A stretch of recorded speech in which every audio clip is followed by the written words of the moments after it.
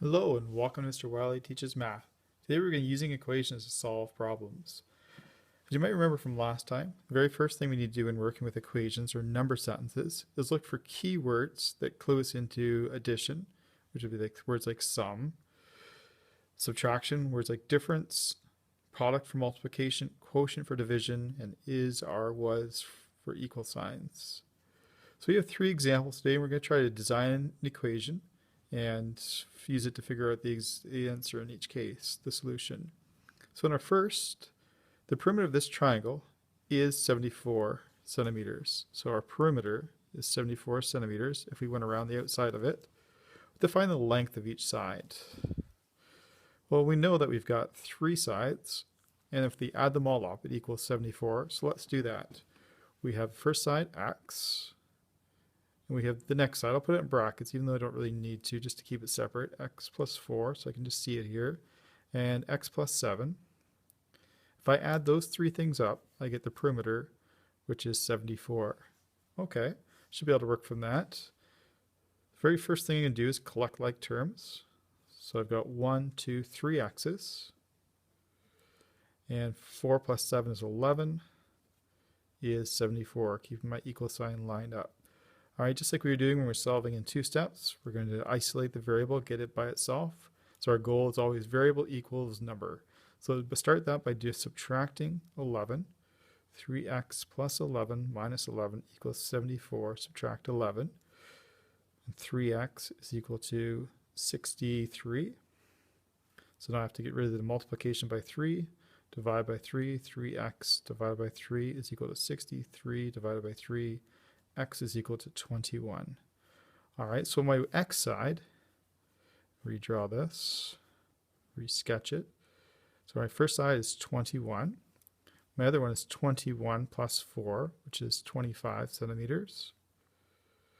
And the last one is going to be 21 plus 7, which is 28 centimeters. So those should be my three sides.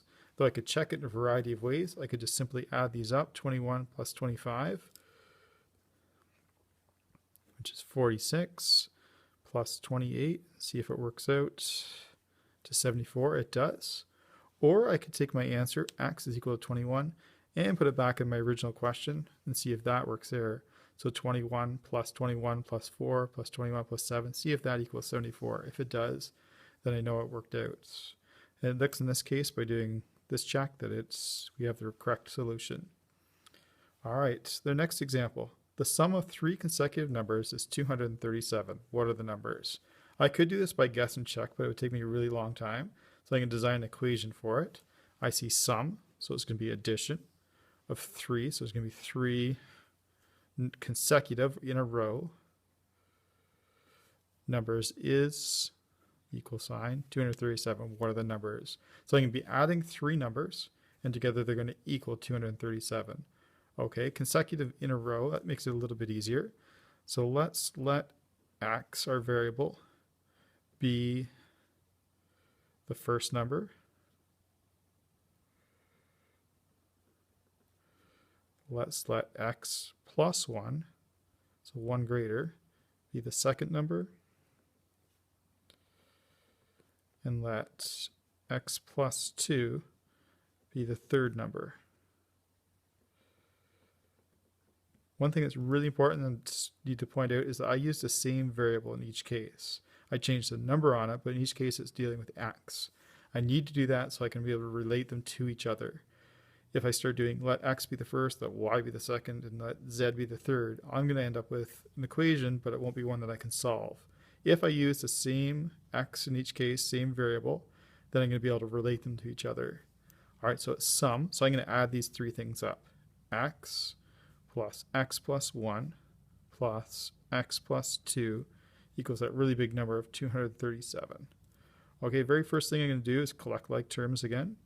So I end up with 3x plus 3 is equal to 237, and I need to isolate my variable one more time.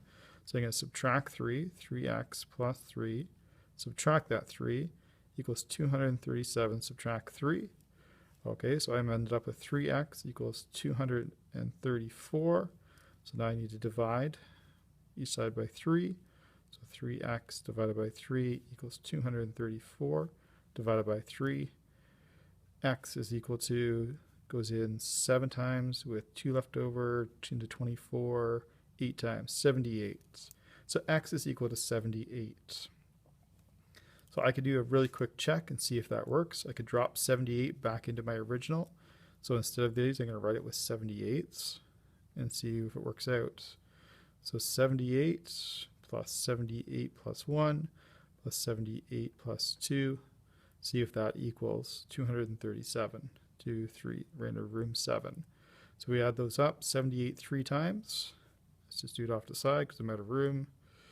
8, 16, 24, 7, 14, 21, 23, 234 plus the 3, 237. So if I do that, I get 237 is equal to 237.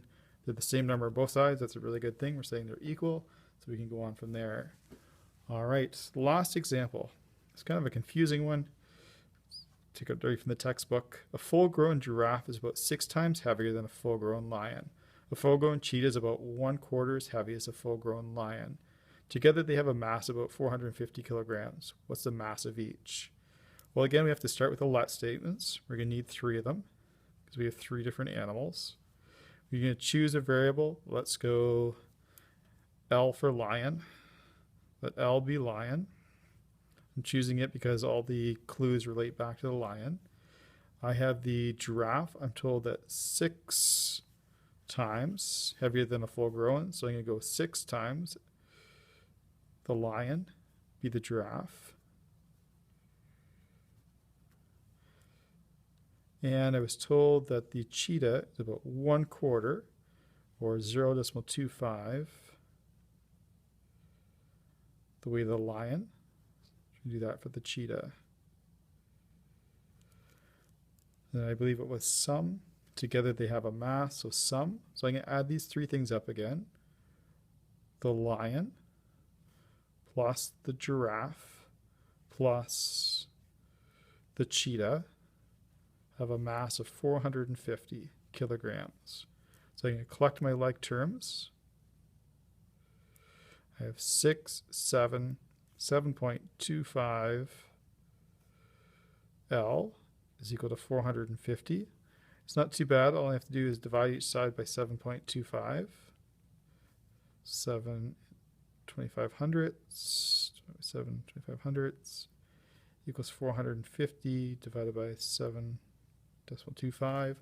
Let's put that into a calculator and see. 450 divided by 7.25. And I get a really long number, which I'm glad to see they kept using about in their example. So I get L is equal to, let's call it 62 kilograms. So that helps me out here. I was asked for the first one, what is the mass of the lion? Well, the lion is 62 kilograms. The giraffe is 6L, which is 6 times 62. Let's just try that. 62 times 6, or 372. And we had 0.25 for the cheetah. So 0.25 times that 62. 0.25 times 62, 15.5. Hopefully at that point when we add them up, we did a bit of rounding, we're going to get close.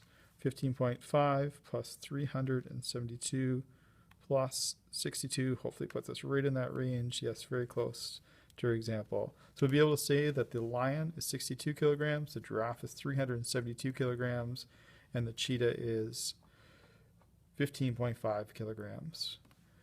Thanks for watching. Be sure to check the class website for the assignment and additional examples.